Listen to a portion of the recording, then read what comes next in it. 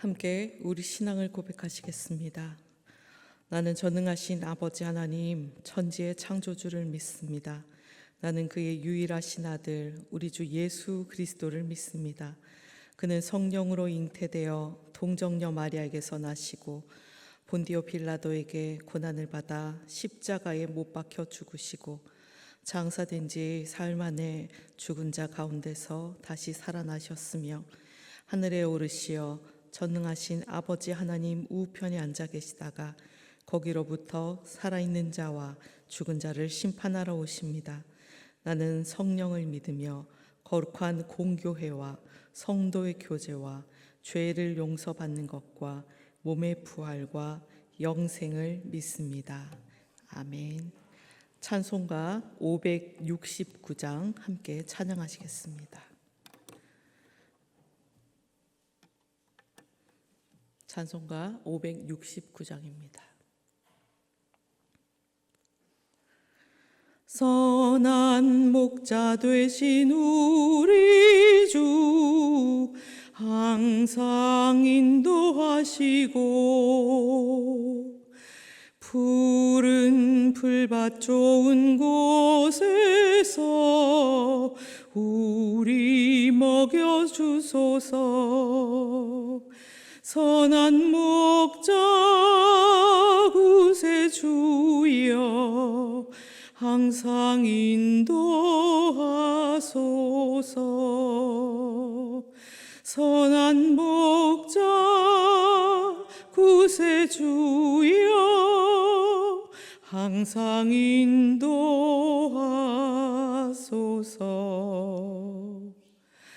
양의 문이 되신 예수여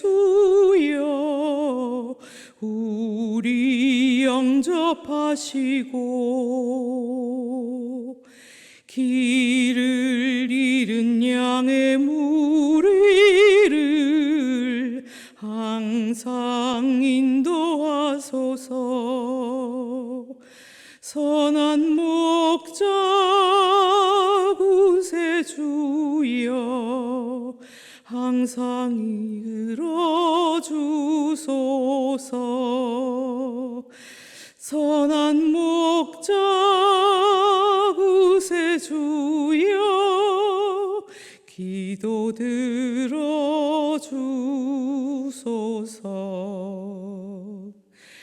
흠이 많고 약한 우리를 용납하여 주시고 주의 넓고 크신 은혜로 자유 얻게 하셨네. 선한 목자 구세주여 지금 나아갑니다. 선한 목자 구세주여 지금 나아갑니다.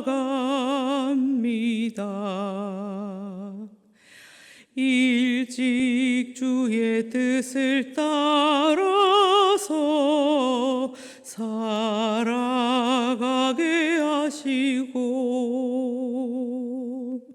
주의 크신 사랑 베푸사 따라가게 하소서. 선한 목자 구세주여 항상 인도하소서.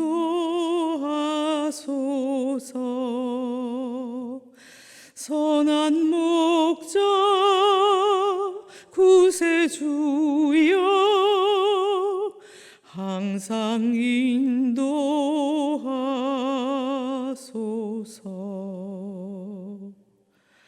아멘.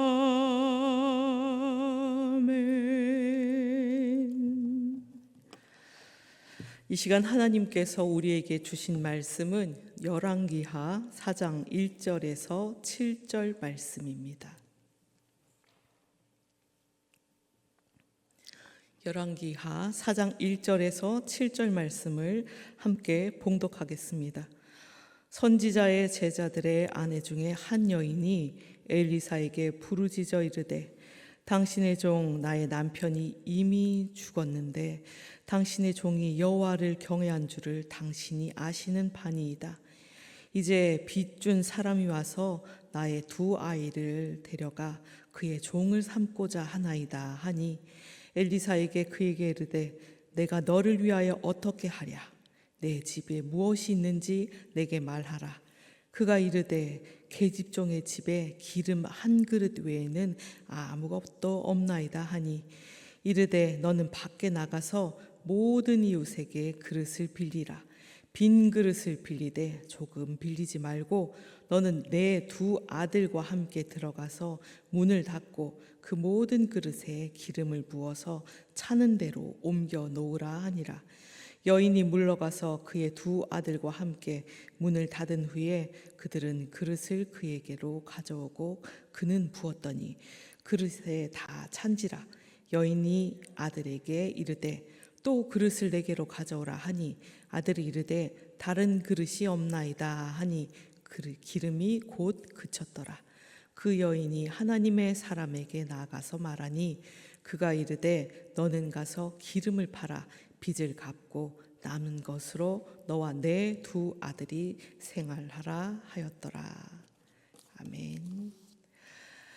우리가 오늘 함께 살펴볼 이 말씀은 열왕기하 4장 말씀입니다. 이 열왕기는 히브리어로 왕들이라는 뜻을 가지고 있습니다. 그 이름에 걸맞게 이스라엘의 3대 왕이었던 솔로몬을 비롯해서 남유다와 북이스라엘로 나아가 분열된 이후 여러 왕들의 이야기를 담고 있습니다. 제목만 보면 왕궁의 이야기, 권력자들의 이야기가 담겨 있겠다 하고 추측하게 됩니다. 그런데도 참 놀랍게 열왕기하 4장, 오늘 우리들이 읽었던 이 부분부터 열왕기하 7장까지에 이르는 부분, 이 부분은 책의 제목과는 조금 어울리지 않는 그 내용들이 등장합니다. 주인공 대부분은 왕궁에서 멀리 떨어져 있는, 왕궁과는 전혀 상관없어 보이는 그런 사람들이었습니다. 과부가 등장하고요, 아이를 갖지 못하던 부부들이 등장하고 굶주린 사람들, 또 이방인, 가난한 제자, 나병 환자와 같은 사회적 약자들이 주인공으로 등장합니다. 세상은 어떻습니까? 언제나 권력의 중심에 시선을 두고 있습니다. 하지만 하나님께서는 달랐음을 오늘 우리들이 읽은 성경은 말해줍니다. 하나님께서는 왕을 세우시고 왕을 통해서 역사하기도 하시지만 동시에 세상의 주변부에 있는 평범한 사람들의 삶도 세밀히 살펴주시고 도와주시는 그런 분이십니다. 오늘 본문은 바로 그 하나님의 세심한 관심과 구원의 손길을 잘 보여주는 그 예입니다. 열왕기하 4장은 엘리사가 이제 본격적으로 하나님의 선지자로 등장하는 장면입니다. 이제 그는 엘리야의 제자라는 꼬리표를 떼고 하나님의 사람으로 사역을 시작합니다. 그의 스승 엘리야의 이름은 나의 하나님은 여호와시다라는 뜻을 가지고 있었습니다. 그는 그 이름의 뜻처럼 바알과 아세라 우상들을 무찌르고요, 여호와만이 참 하나님이심을 선포했던 그런 선지자였습니다. 반면에 엘리사라는 이름은 나의 하나님은 구원이시다라는 뜻을 가지고 있습니다.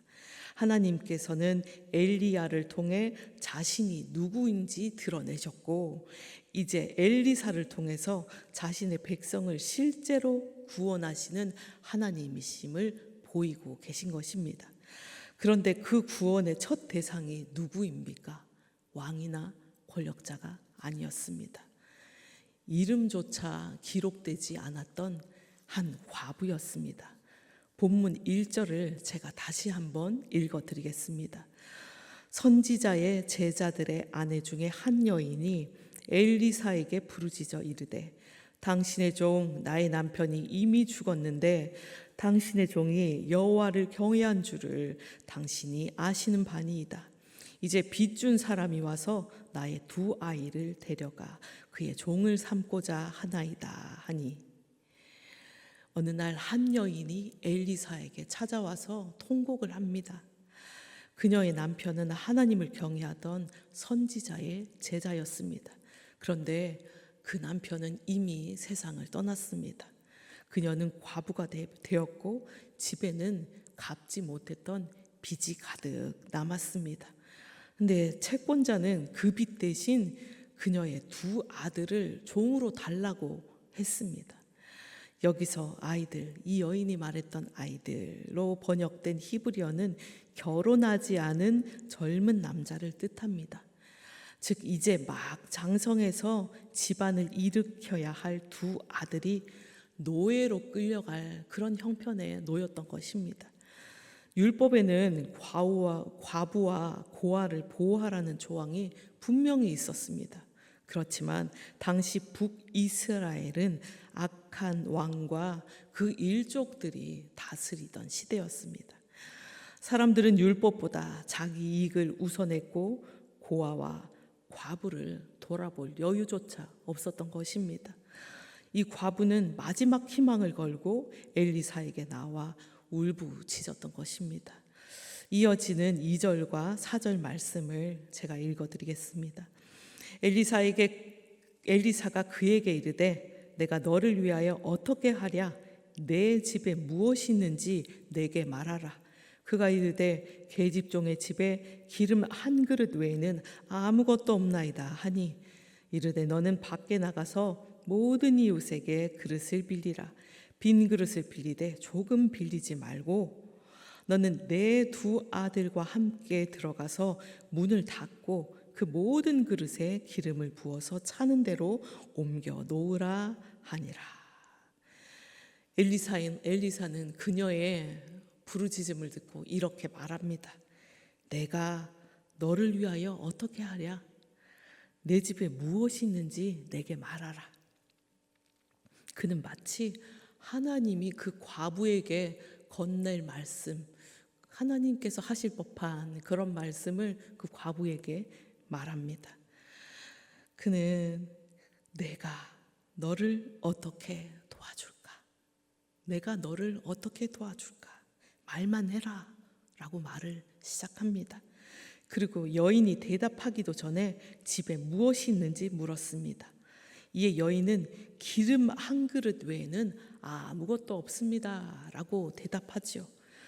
이 여인이 말했던 그 기름은 올리브 기름이었습니다. 요리를 하고 치료 때 쓰고 등불을 밝혔던 일상에 쓰이는 소중한 자산이었습니다. 엘리사는 그녀에게 이웃에게 가서 빈 그릇을 많이 빌려오라고 말합니다. 그리고 두 아들과 함께 문을 닫고 그릇에 기름을 부으라고 명령합니다. 여기서 주목할 점은 엘리사는 여인을 향해 명령하거나 눈에 보이는 무엇인가를 주지 않았다는 점입니다. 그는 질문하고 제안하고 여인을 하나님의 기적의 주체로 삼았습니다. 하나님께서 과부를 존중하시고 그녀를 구원의 역사에 동참하게 하신 것입니다.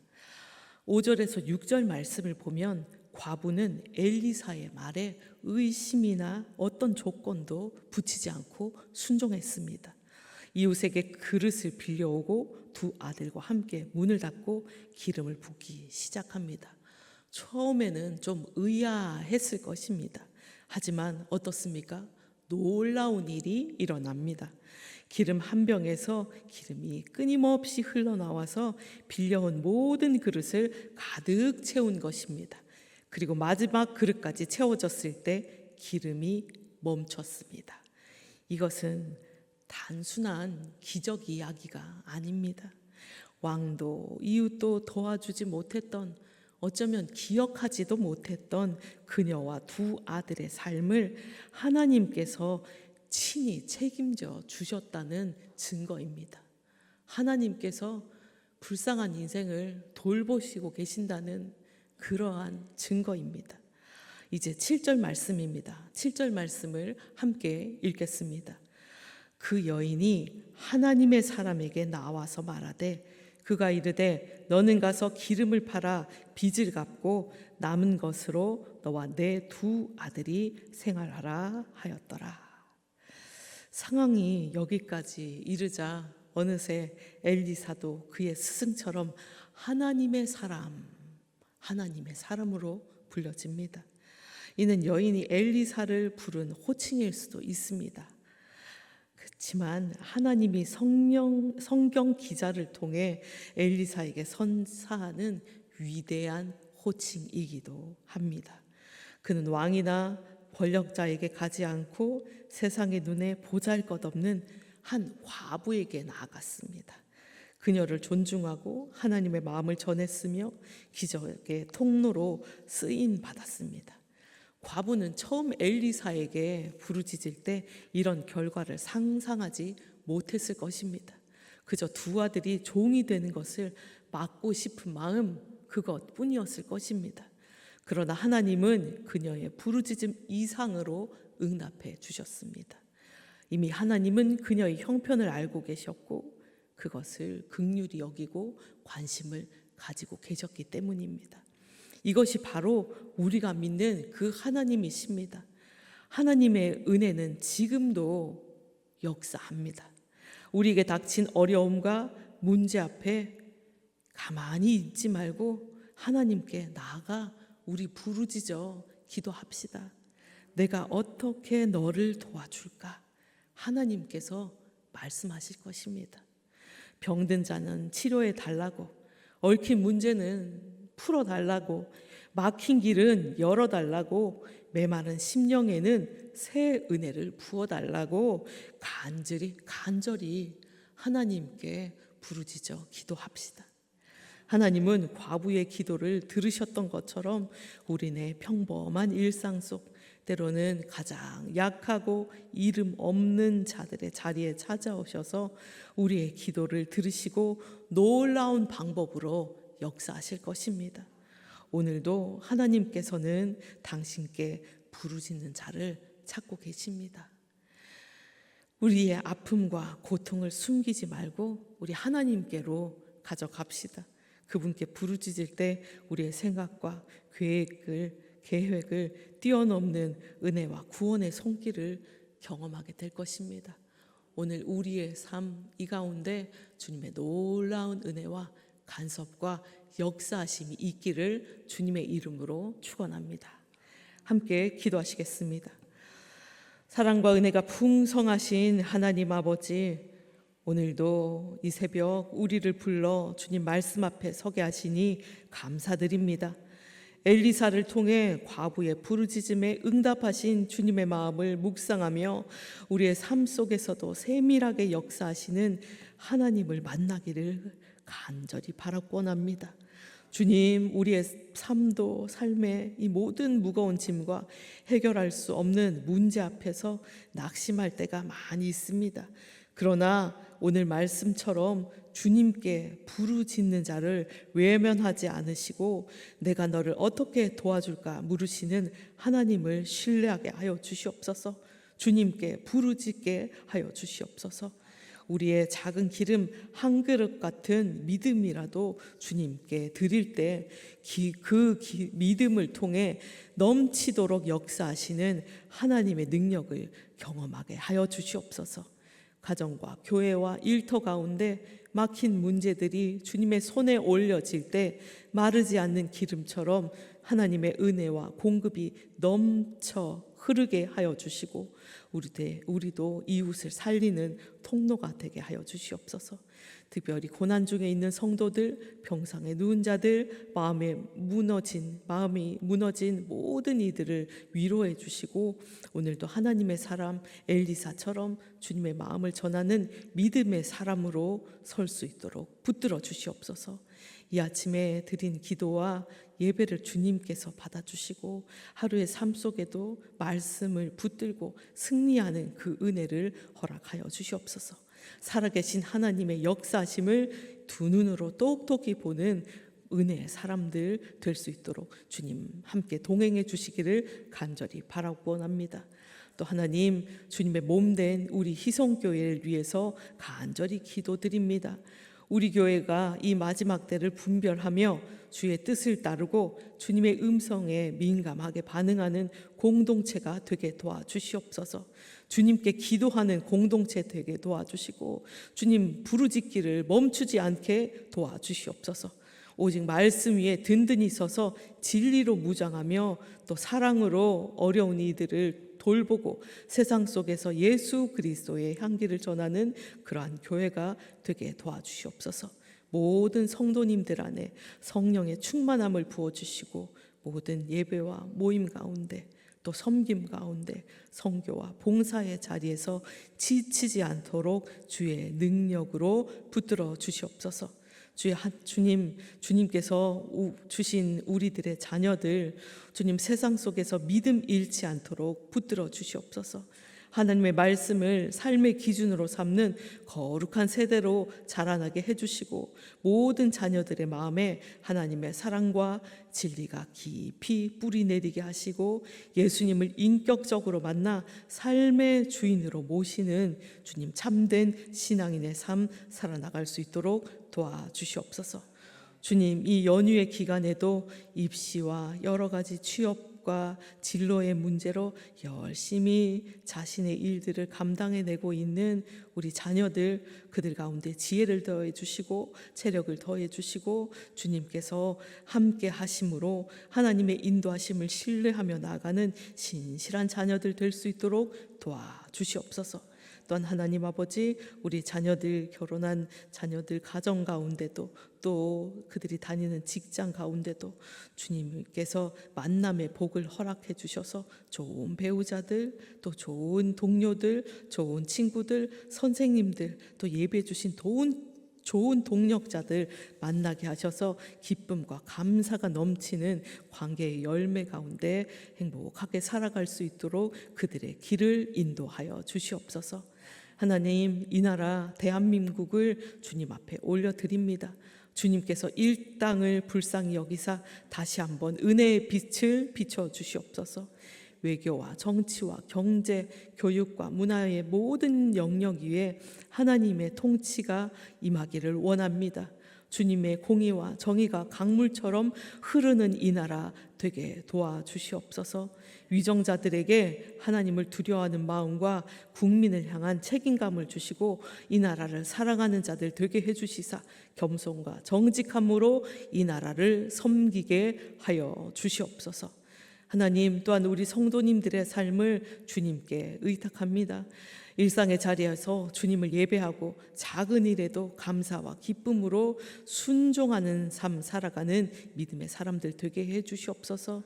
모든 삶의 자리에서 하나님의 선하신 손길을 경험하는 우리 성도님들 되게 해주시고 가정마다 하나님의 말씀과 기도가 살아 숨쉬게 하시고 사랑과 회복이 또 화목이 넘치는 믿음의 울타리가 될 수 있도록 가정을 세워 주시옵소서.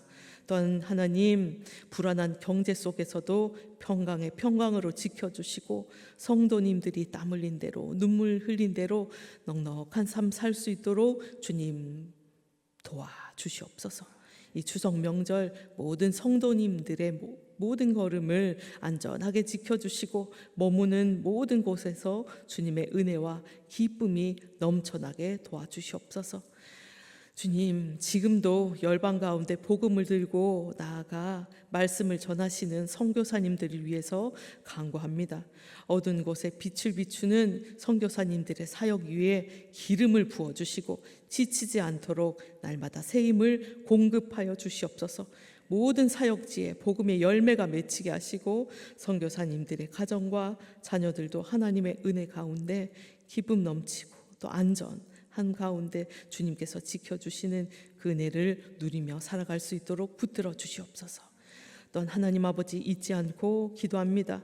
육체의 질병과 마음의 고통 가운데 있는 주님 큰 문제로 기도할 수밖에 없는 우리 성도님들을 주님 앞에 올려놓으니 그들을 위해서 역사하여 주시옵소서. 찾아가 위로하여 주시옵소서. 병상에 누운 모든 자들에게 치료의 손을 내밀어 주시옵소서. 마음이 눌리고 상한 자들에게는 주의 평안과 새 소망을 부어 주시옵소서. 주님, 육신의 연약함 속에서도 주님의 위로와 평강이 임하게 하시고 병상에서도 주님을 의지하여 소망 잃지 않게 붙들어 주시옵소서. 주님, 그 보혈이 묻은 손으로 주님 치료의 광선을 발해 주시사 그 모든 부위가, 상처의 부위가 치유되는 은혜를 베풀어 주시고 회복의 길을 열어주시기를 간절히 바랐고 원합니다. 주님, 도와주시옵소서. 또한 마음의 낙심과 두려움, 외로움을 위로해 주시고 내가 너와 함께 한다 말씀하시는 주님의 음성을 날마다 들을 수 있도록 성령께서 함께하여 주시옵소서. 비록 육신은 날마다 쇠하여 가지만 영혼은 날마다 새로워지게 하시고 고난 가운데서도 주님을 더 깊이 경험하는 은혜를 허락하여 주시옵소서. 주님의 긍휼과 위로로 다시 일어날 수 있는 은혜를 허락해 주시길 믿습니다. 주님, 함께해 주시옵소서. 희성교회 모든 성도님들의 삶의 자리에, 가정 가운데, 직장 가운데 주님께서 함께해 주시기를 간절히 바라고 원하오며 이 모든 말씀 우리 주 예수 그리스도 이름으로 기도드립니다. 아멘. 이제 각자의 자리에서 기도하시겠습니다.